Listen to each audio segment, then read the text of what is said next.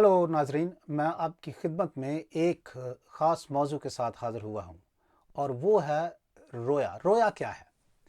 अब कारोबारी दुनिया में अगर हम देखें तो लोग रोया को मुस्तकबिल की जो मनसूबाबंदी है या अपने अहदाफ को तय करना और उनके हसूल के तरीक़ाकार से रोया को ताबीर करते हैं। मिसाल के तौर पर अगर आप किसी बड़ी कंपनी में काम लेने जाएं तो इंटरव्यू के दरमियान बसा औक़ात लोग पूछते हैं कि जी आपकी विज़न क्या है इस काम के बारे में। इसी तरह कलीसियाई हलकों में भी अगर आप कोई काम लेना चाहते हैं तो वहाँ पर भी कई दफ़ा लोग आपसे पूछते हैं कि आपकी विज़न क्या है, आपकी जो जो मनसूबाबंदी है इसके बारे में, आपका प्लान क्या है। तो देखा ये जाना चाहिए कि क्या ये लफ्ज़ रोया जो है ये बाइबल मुक़द्दस में इन्हीं मानों में इस्तेमाल हुआ है, यानी मुस्तकबिल की मनसूबाबंदी या अपने अहदाफ को तय करना और फिर उसके हसूल में कोशां रहने को क्या रोया कहा जा सकता है बाइबली नुक्ता नज़र से। तो इसको हम देखने की कोशिश करेंगे। पहली बात यह है कि जी मिसाल की किताब के 29वें बाब की 18वीं आयत में लिखा है कि जहाँ पर रोया नहीं लोग वहाँ बेकैद हो जाते हैं और जो शख्स शरीयत पर अमल करता है वो मुबारक है, यानी जो शरीयत पर अमल करता है वो मुबारक है। अब इसको अगर इब्रानी में हम देखें तो बात और वाज़ेह होगी, जिसको इस तरह से पढ़ा जा सकता है इन खज़ोन ये प्राम शोमेर तोरा अशरहू। अब आपने सुना होगा कि यहाँ दो लफ्ज़ ख़ास अहमियत के हामिल है। खज़ोन जिसका मतलब है रोया और दूसरा है पारा जिसका मतलब है बेकैद होना, और मैं समझता हूँ कि बेकैद होना दुरुस्त तर्जुमा है। अब जो अंग्रेज़ी के पुराने तराजम हैं उनमें से कई में पारा का तर्जुमा हलाकत लिखा गया है, यानी जहाँ रोया नहीं वहाँ लोग हलाक हो जाते हैं।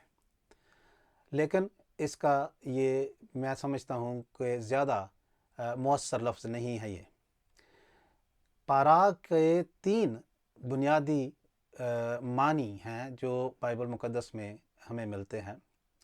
पहला है काटना या बालों को खुला छोड़ना। काटने के ताल्लुक से अगर आप देखना चाहें तो आप अहबार की किताब उसका 10वां बाब उसकी 6ठी आयत को देख सकते हैं। और अगर अनब्रेडेड हेयर या बालों को खुला छोड़ना है उसके लिए पारा लफ्ज़ इस्तेमाल हुआ है, तो वो आप गिनती की किताब के 5वें बाब की 18वीं आयत को देख सकते हैं। इसका दूसरा मतलब है कि बेमुहारे हो जाना, बेराह रवी इख्तियार कर लेना, जो आप देख सकते हैं खरूज की किताब के 32वें बाब की 25वीं आयत से आपको इसका अंदाज़ा हो जाएगा।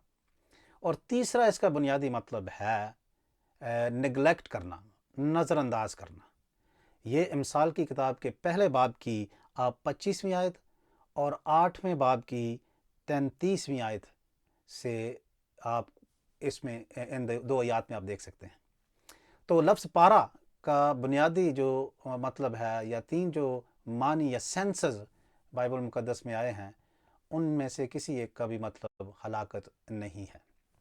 अब आप तशरीह कर सकते हैं कि जो लोग बेकैद हो जाते हैं, बेराह रवी इख्तियार करते हैं, वो हलाकत की तरफ जाते हैं, लेकिन ये तशरीह होगी ये लफ्ज़ के बुनियादी मानों के मुताबिक नहीं तर्जुमा। तो इस आयत को समझने में फिर किस तरह से हम समझें? रोया जो है उसको भी हमें समझने की ज़रूरत है। जो आम पॉपुलर सेंस में इस्तेमाल होता है, जैसे मैंने पहले अर्ज़ किया है, बाइबल मुक़द्दस में इस तरह से नहीं है। बाइबल मुक़द्दस में रोया का मतलब खुदा की कम्युनिकेशन है, खुदा का कलाम है, उसका बात करना है। ये सैमुअल की पहली किताब के 3रे बाब में इसी सेंस में ये इस्तेमाल हुआ है, जहाँ पे लिखा है कि उन दिनों में खुदावंद का कलाम ग्रां कदर था या रोया ग्रां कदर थी। इस तरह से आप कह सकते हैं। तो इसका मतलब है जहाँ पर खुदा का कलाम नहीं है वहाँ पर लोग बेकैद हो जाते हैं या बेरारवी का शिकार हो जाते हैं। इस आयत को दूसरे अंदाज से भी समझा जा सकता है और ये इसकी अदबी जो तरकीब है उसके लिहाज से भी इसको समझा जा सकता है। अब इब्रानी में एक ख़ास अदबी तरकीब इस्तेमाल होती है शायरी में, बिलखसूस यानी होती शायरी में है, जिसको पैरेललिज्म कहते हैं।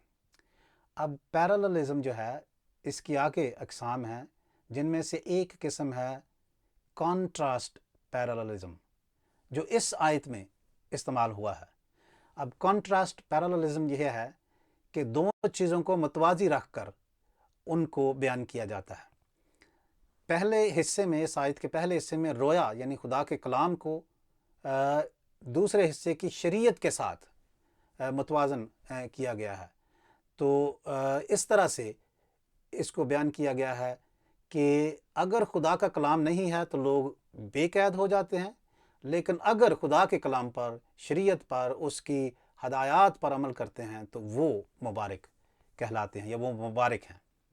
तो यूँ आप देख सकते हैं कि दोनों अंदाज से रोया का मतलब जो है वो खुदा का कलाम है और पारा का मतलब है कि लोग बेरारवी का शिकार हो सकते हैं, बेकैद हो जाते हैं, आपे से बाहर हो जाते हैं, बेमुहारे हो जाते हैं।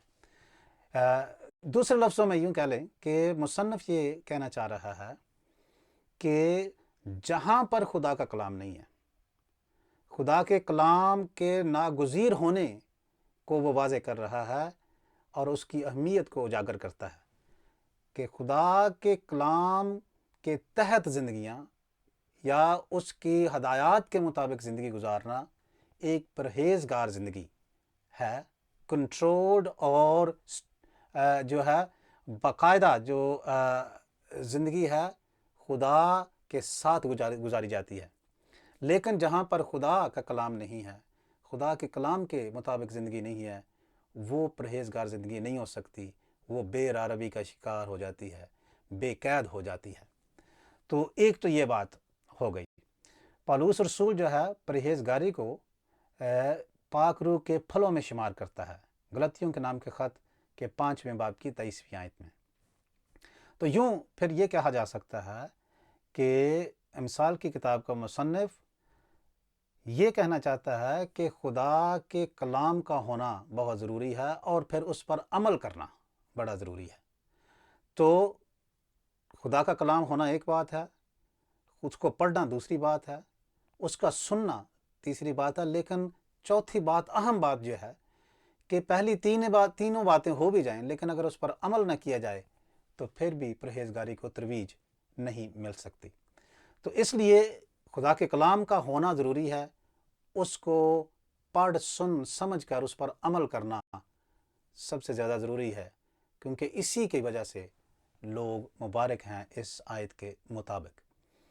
तो आजकल हमारे पास खुदा का कलाम मौजूद है, तहरीरी सूरत में यीशु मसीह के वसीले से पूरा मुकाशवा हमें अता कर दिया गया है और अब इस कलाम को पढ़ और समझ कर और इस पर अमल करके हम एक परहेज़गार ज़िंदगी बसर कर सकते हैं और इस पर अमल किए जाने से ही हम मुबारक ठहर सकते हैं।